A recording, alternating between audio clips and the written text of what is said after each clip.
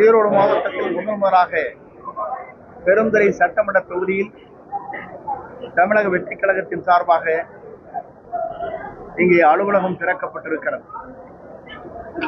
இன்று ஈரோடு மாவட்டம் என்பது ஒரு வரலாறு படைக்கின்ற மாவட்டம். தொழில்துறையில், விவசாயத்துறையில் தொழிலாளிகளை வாழ வைக்கிற இந்த பகுதி.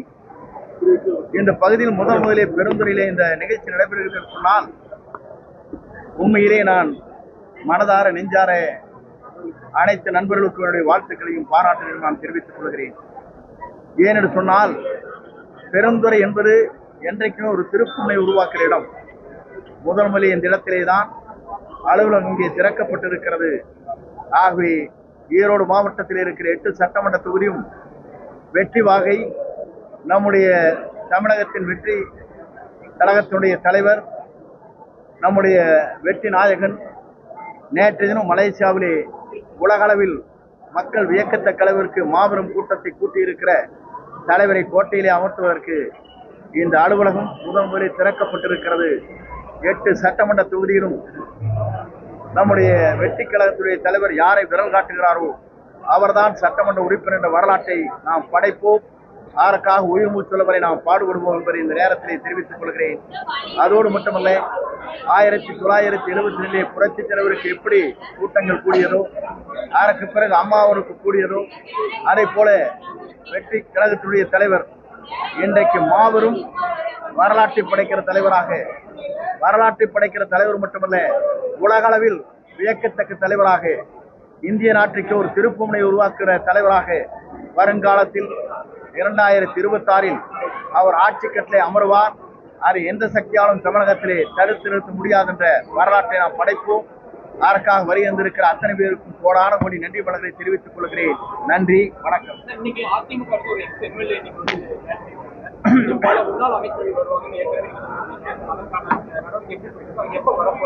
உங்களுக்குள் எல்லா நிகழ்ச்சியும் நடைபெறும்.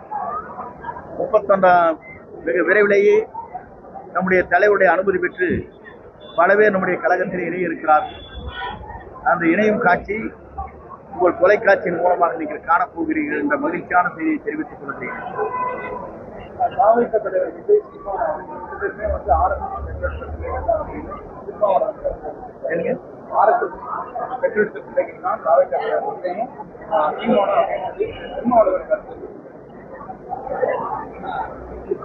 எங்களை பொறுத்தவரையிலும் ஒவ்வொரு கருத்துக்கள் ஒவ்வொரு பரிமாறிக்கொண்டிருக்கிறார்கள். ஒவ்வொரு இயக்கத்தை சார்ந்து ஒவ்வொரு கருத்துக்களை பரிமாறுகிற போது எங்களுடைய கருத்தை பொறுத்தவரையிலும் மதம், மொழிகளுக்கு அப்பாற்பட்டு இருக்கிற இயக்கம் தான் நம்முடைய இயக்கம் என்பதை தெளிவாக சொல்லியிருக்கிறார்கள். ஆகவே அவருடைய பயணம் ஏழை எளிய மக்களை வாழ வைப்பது, சமநிலை உருவாக்குவது, சமத்துவத்தை காணுவது என்ற போன்ற தத்துவங்களைத்தான் அவர் நிறைவேற்றி வருகிறார். வீடு இல்லாதவர்களுக்கு அனைவருக்கும் வீடு, 2 சக்கர வாகனம் இல்லாத இல்லங்களுக்கு 2 சக்கர வாகனங்கள், பொருளாதாரத்தில் உயர்வது, பெண்களுக்கு பாதுகாப்பு அளிப்பது, சட்ட ஒழுங்கை பேணி காப்பது, அதே நேரத்தில் அனைத்து மக்களுக்கும் தேவையான திட்டங்களை நிறைவேற்றுவது போன்ற பல்வேறு பணிகளை அவர் நடத்தப் போகிறார். அந்த நடத்துகிற காட்சி 2024 நாம் காணப்போகிறோம்.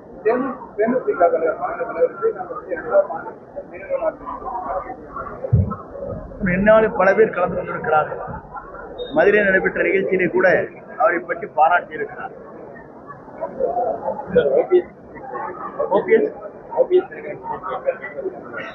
விரைவில் நீங்கள் எதிர்பார்க்கலாம்.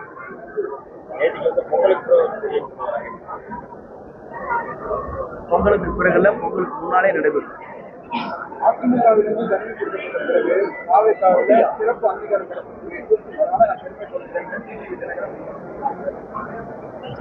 பொதுவாகவே நேற்று தினம் நடந்த காங்கேயத்தில் நடைபெற்ற நிகழ்ச்சியில் அந்த நிகழ்ச்சியை நான் உணர்ச்சி வசப்பட்டதை பற்றி கேள்வி கேட்டார்கள். ஆகவே அவர் சொன்னது 50 ஆண்டு கால அரசியல் வரலாறு. புரட்சித் தலைவர் எம்ஜிஆரோடு பயணம் செய்தார், புரட்சித் தலைவர் அம்மாவோடு பயணம் செய்தார்.